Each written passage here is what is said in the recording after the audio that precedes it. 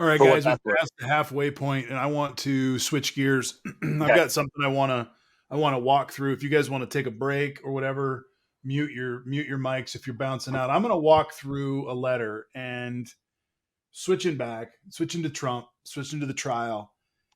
I'm going to put it up and make everybody small. So do what you guys want to do. Here we go. Does anybody? I don't know if folks have seen this or not, but this is from Christopher Miller, that was acting Defense Department head of the Defense Department, and this letter is unbelievable. And so I'm going to read it and work through this with you, because what this is Chris Miller sent a letter to the National Guard, to the leaders in the Pentagon, the National Guard, about this, and this was sent on the 4th of January. And it is a letter that essentially says that all of these various things that he's going to list have to have his personal approval. These are things that any police force or any National Guard who was trying to keep control would have already been doing. But in this case, he said that you've got to go through me in order to do it. And so I'm going to walk through some of these things, and just bounce through it, because you need to know about this. I think this is going to be the core of basically it's the table of contents of the coup d'état. And so it's this memorandum responds to your January 4th, 2021 memorandum regarding the District of Columbia request for DC National Guard. They knew ahead of time they were going to need help, support, and presence of planned demonstrations from the 5th and 6th coming up. You are authorized to approve. This is dated January 4th, so they knew this was coming in ahead of time.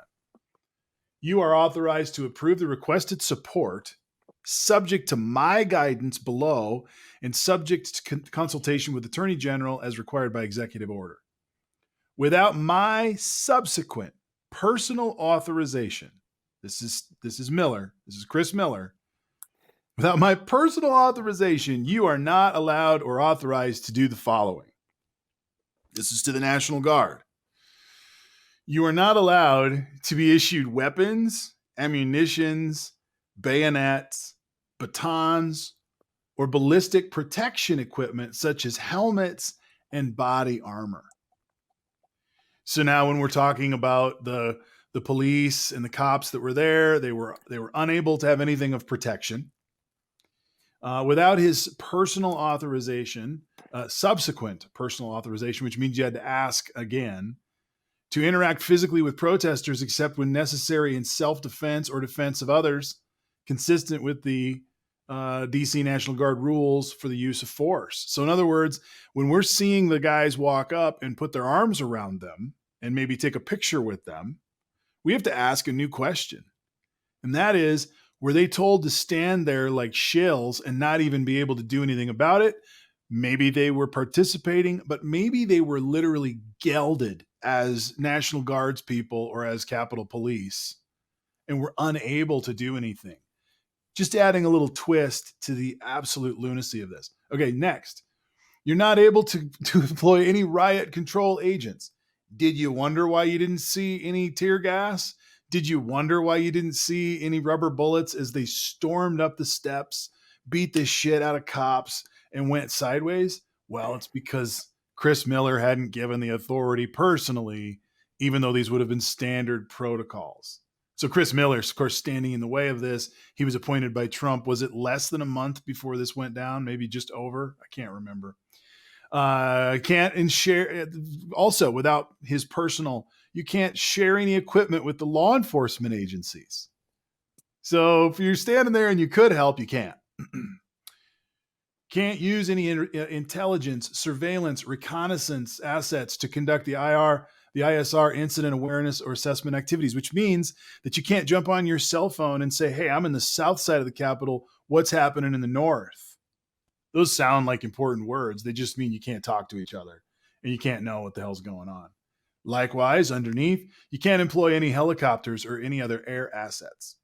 So you can't get up above it and see what the hell's going on. Continue on. You can't search, siege, arrest, or other similar direct law enforcement activity as they could have done and did when they beat the shit out of people for Trump and his Bible, waving his Bible. All of these things were employed on that day.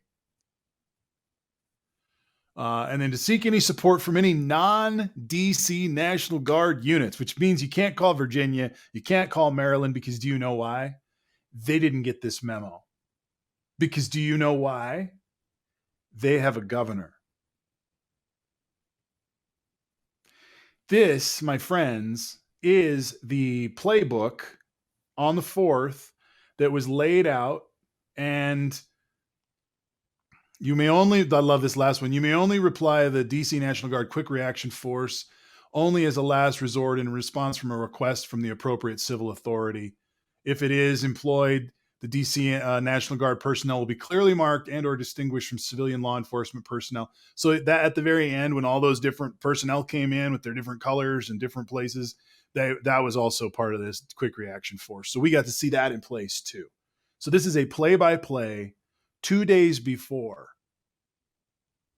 I'm not a lawyer, but dude, I rest my case.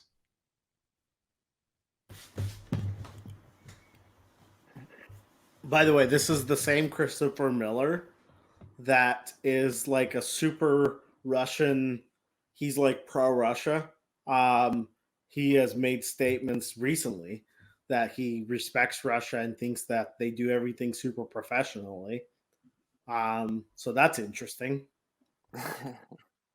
for a defense guy.